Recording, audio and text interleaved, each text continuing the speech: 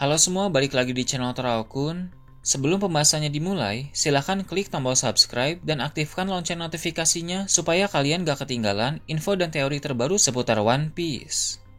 Buat kalian yang mau informasi tambahan soal SBS atau databook, kalian bisa follow Instagram Teraokun. Di sana admin akan memposting soal SBS, databook, dan berbagai teori singkat. Sekarang lanjut ke pembahasan.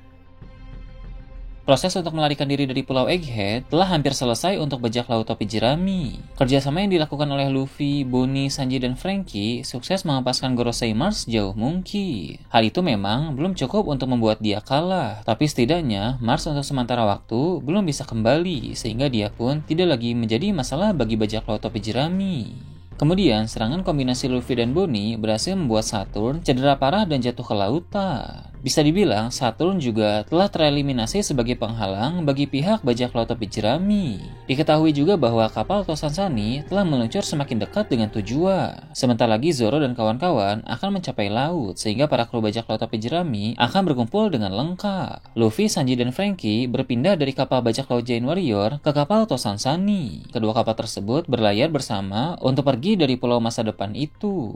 Gorosei Jupiter dan Gorosei Warkuri tidak akan bisa menghalangi mereka, sebab robot kuno tidak akan membiarkan hal itu terjadi. Peran sang robot kuno di Pulau Egghead adalah untuk menahan dua Gorosei tersebut. Tapi selain itu, robot kuno pun akan memiliki peran penting lain. Sementara menghadang Warkuri dan Jupiter, dia akan berbicara dengan Luffy dari kejauhan. Robot kuno berkata, Luffy harus menyadari potensi kekuatan Dewa Matahari yang ada di dalam diri Luffy. Suara dari robot itu hanya bisa didengar oleh Luffy melalui kemampuan The Voice of All Things, sehingga yang lain tidak bisa mendengar suara dari robot kuno itu. Luffy pun akan menjadi bingung sendiri karena tiba-tiba sang robot membahas soal potensi kekuatan Dewa Matahari. Luffy kemudian akan teringat Brogy juga pernah bilang bahwa Luffy terlihat seperti seorang dewa. Maka dia akan bertanya kepada Robin mengapa orang-orang mengaitkan dirinya dengan Dewa Matahari. Robin pun akan menjawab karena itulah kekuatan sejati milik Luffy. Walau Luffy masih belum terlalu mengerti, tapi setidaknya dia telah mendengar bahwa kekuatan sejatinya adalah Dewa Matahari. Setelah itu, kapal Tosan Sunny dan kapal bajak laut Giant Warrior terus melaju.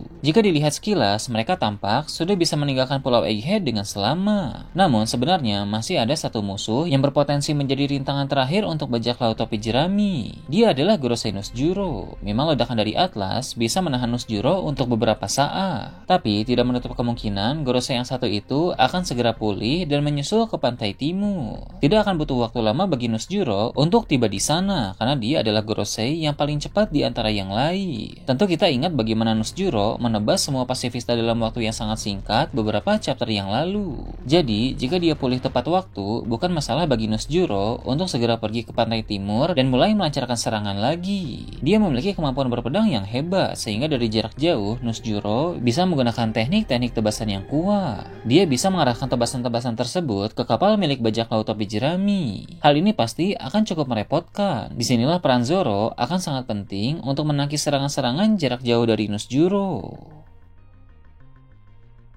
Kini, bajak laut topi jerami memiliki seorang ilmuwan di kapal mereka, yaitu Lilith, salah satu dari klon Vegapunk. Klon Vegapunk yang tersisa hanya tinggal dua, yaitu York dan Lily. York seperti yang kita tahu memihak kepada pemerintah dunia, jadi dia akan memproduksi banyak senjata baru dan penemuan-penemuan hebat untuk pemerintah dunia dan angkatan laut. Di sisi lain, Lilith yang berada di pihak bajak laut topi jerami juga akan membuat banyak senjata dan penemuan hebat untuk para kru bajak laut topi jerami. Sangat menarik untuk menantikan penemuan apa saja yang dibuat olehnya untuk tiap kru dalam bajak laut topi jerami. Penemuan itu tidak mesti harus senjata, tapi bisa juga alat khusus yang bisa dipakai dalam pertarungan. Untuk Luffy, mungkin Lilith akan menciptakan matahari buatan yang lebih hebat dari Mother Flame, dan matahari buatan ini akan membantu Luffy untuk memaksimalkan potensi kekuatan matahari yang dia miliki.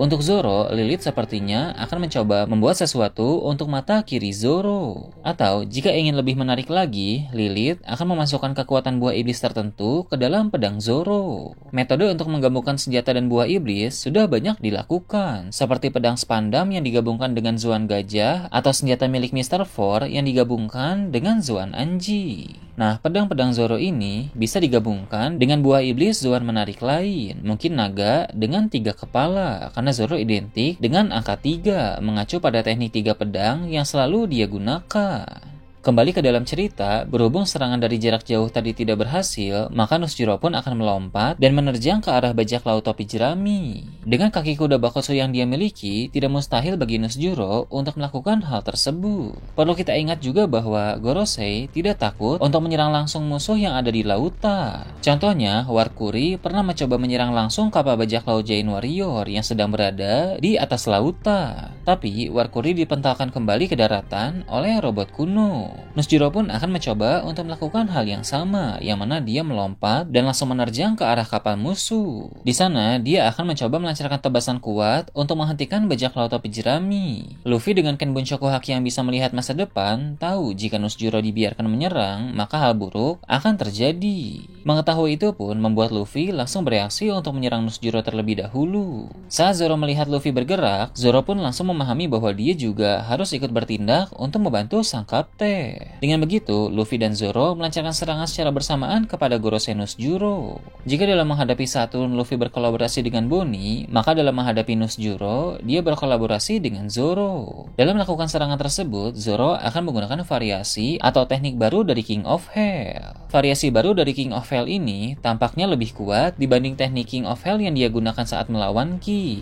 Sedangkan Luffy, dia akan menggunakan teknik serangan baru dari mode Gear 5. Seperti yang telah Adwin bahas tadi, Luffy telah mengetahui bahwa kekuatan sejati yang dia miliki adalah kekuatan Dewa Matahari. Walau Luffy belum terlalu paham, tapi mendengar itu membuat dia tertarik untuk mencoba menggunakan teknik baru. Luffy tahu bahwa dia memiliki kebebasan yang luar biasa dalam mode Gear 5, sehingga dia percaya diri untuk terus menciptakan teknik-teknik baru dengan bebas. Teknik baru Luffy ini adalah pukulan Dewa Matahari yang dia beri nama Gomu Gomu no Sun Gadga.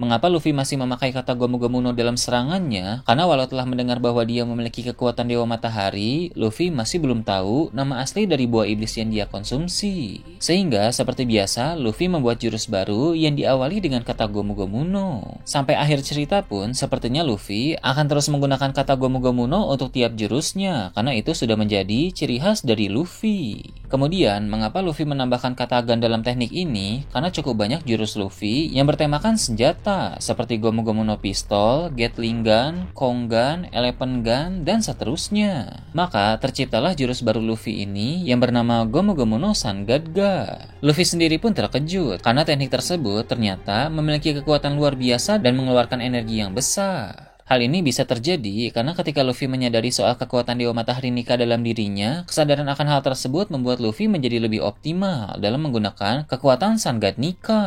Perpaduan antara teknik King of Hell Zoro dan kekuatan Dewa Matahari dari Luffy menghasilkan suatu serangan yang luar biasa. Serangan ini sebenarnya sangat unik karena teknik mereka berdua seakan sangat kontras, mengingat nama teknik Zoro berkaitan dengan neraka, sedangkan kekuatan Luffy berasal dari Dewa Matahari. Matahari sering diasosiasikan dengan kehidupan, sedangkan neraka sering diasosiasikan dengan kematian. Namun, dua kekuatan yang kontras itu menghasilkan perpaduan serangan yang luar biasa. Serangan mereka pun sukses mengenai Nusjuro dengan telak sebelum sang Gorosei itu sempat menebas. Nusjuro yang terkena telak pun mengalami cedera yang parah dan terlempar sangat jauh.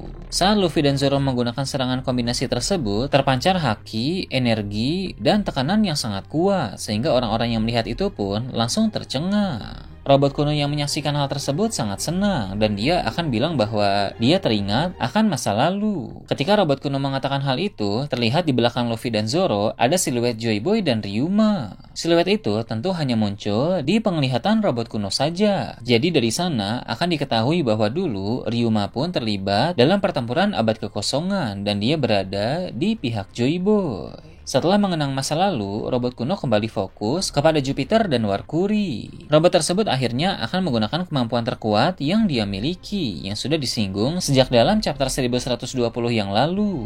Kemampuan terkuat itu berkaitan dengan ledakan. Entah ledakan tersebut berupa serangan yang akan dikeluarkan, atau malah robot kuno yang akan meledakkan dirinya sendiri. Apapun itu, ledakan dari robot kuno pasti sangat kuat dan menghantam dua Gorosei yang ada di hadapannya itu. Bajak laut topi jerami, bajak laut Giant Warrior dan Bonnie akhirnya bisa meninggalkan Pulau Egghead tanpa gangguan lagi. Pertempuran di Pulau Egghead menjadi pengalaman penting bagi bajak laut topi jerami.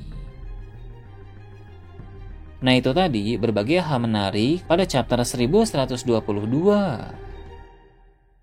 Gimana menurut kalian? Silahkan tulis di kolom komentar di bawah.